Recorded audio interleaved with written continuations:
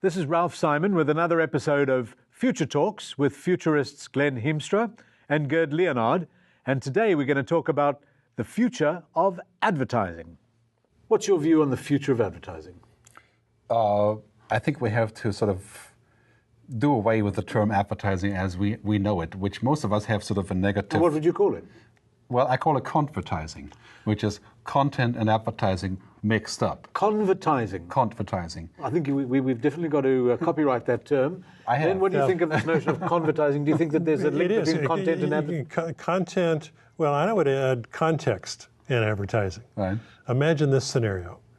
And I was part of a process once where we imagined this scenario, and I think it's quite real. You arrive at the San Francisco airport, and you're going to take BART somewhere.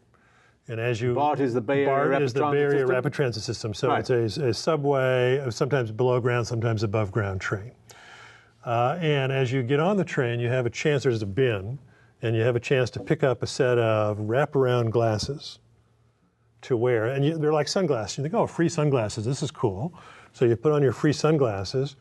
But then when you look out the window, when you're above ground and you look at a certain building, what you see are floating advertisements for the Starbucks that's in that building, because the glasses knows where you are, and the glasses knows that if it's looking this direction, it should show you an advertisement for Starbucks.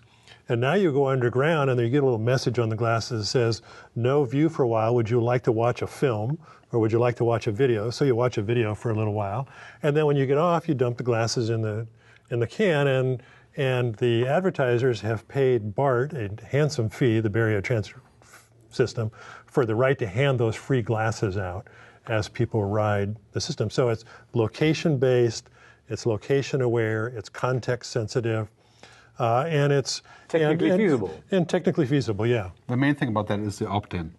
Right? I've actually made the decision to accept. Yeah. Right. What's right now is advertising to a large degree is just a nuisance. You know, it's just something that we suffer through.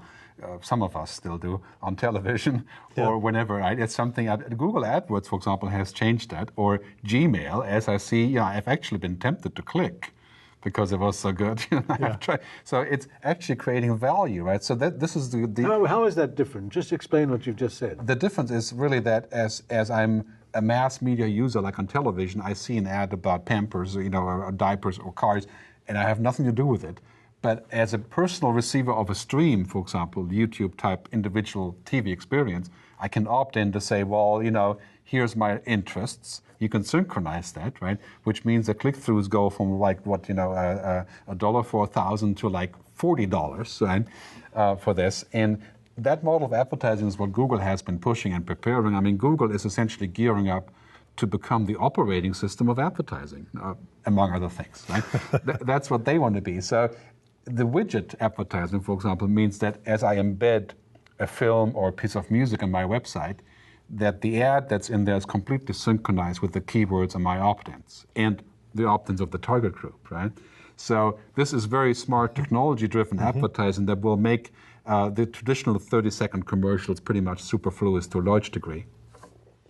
And the word we haven't used yet, I don't think, is personalized. And this, obviously, advertising is on the verge of becoming more personalized. It is when you're shopping at Amazon, the ads, of course, are more personalized to your track record. Well, there's a whole development of dynamic advertising that changes depending upon the data mining that they can attribute to you. Correct. And how far we'll be comfortable with that is an interesting question. But to go, if you take the glasses analogy or what Gerd was just saying, you imagine the device being able to, if you've given it permission to communicate with the PDA that you're carrying, or the watch that is keeping track of certain kinds of things. And so it will say, well, on this road, I'm interested in restaurants because I'm really hungry. So show me all the restaurants as I'm driving and I'll pick one out, and so on. And so it can be, or, I've just had a kid and all the records indicate that I've just had a young child.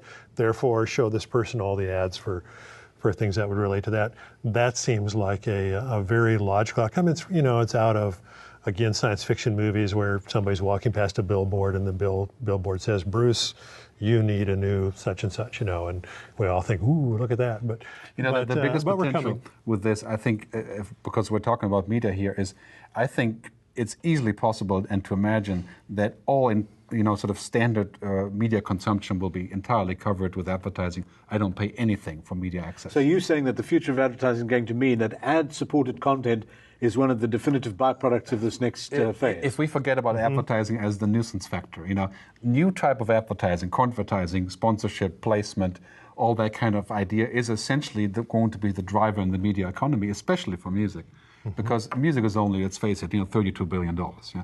The total global advertising budget is $710 billion, I think in 2008 is what the last number I saw. Right? So music can be entirely paid easily by advertising, provided that it was licensed, right? And you're seeing this development. That's interesting. You're seeing this, right? This is where the iPhone is going, That's right? pre-big China and pre-big India. Yeah. And pre-African economic development and so on. So that those numbers will only get bigger. So Glenn, do you see, for example, take the Super Bowl, which boasts the most expensive advertising of the year in the United States, that a Super Bowl ad would also be accompanied by contextizing? Well, yes, absolutely.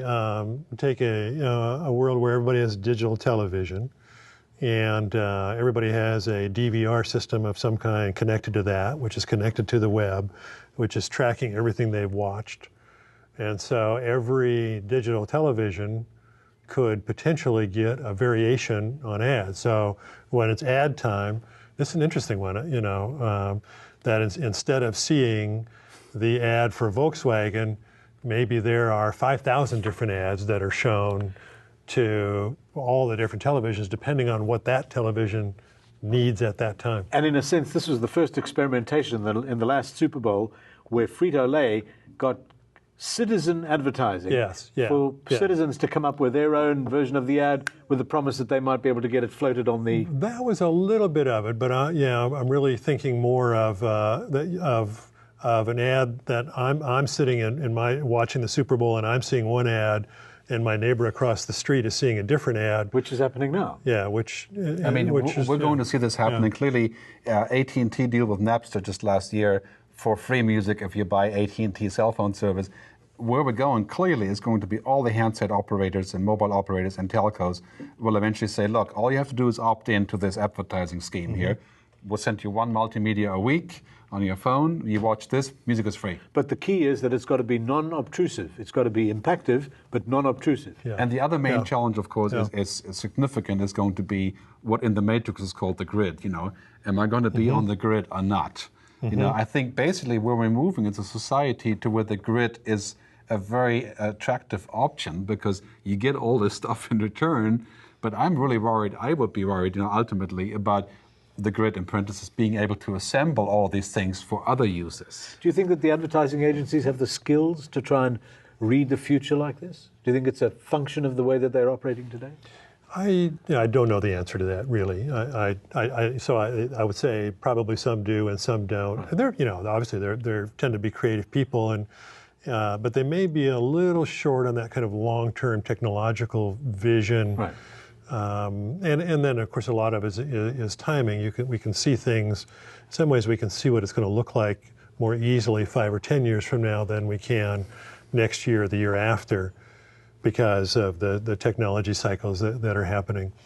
Gerd's thing on who will have access to and use this information, my working assumption is, for better or worse, people hate this, but that if it exists, then government agencies are going to have access to it at some point, unless the world really changes in terms of perceived dangers and their therefore desired powers of government to see things. But we're clearly moving in a world where you just have to assume that everything you're doing is transparent and be as comfortable with that as you can be. The chairman of one of the largest ad groups in the world has spoken about the new mission of advertising agencies is to try and protect and extend the DNA of the product. And the reason being that if the public believe in and have a reliability in a product, and you can keep reinforcing what the core DNA of that product is, that is the way that you will breed customer loyalty, brand recognition, and brand reinforcement. But of course, the biggest challenge there, it's a lot easier to create that for a mass, looking at the lowest common denominator. So you put up iPod posters all over, which have cool art and stuff, and they appeal to lots of people. But to cover niche markets that you may have nothing to do with, in different media that using different formats, using different creative, that requires a whole different way for the ad agencies to come up with the goods. Right? In other words, that's not as mass, not as huge, not as expensive.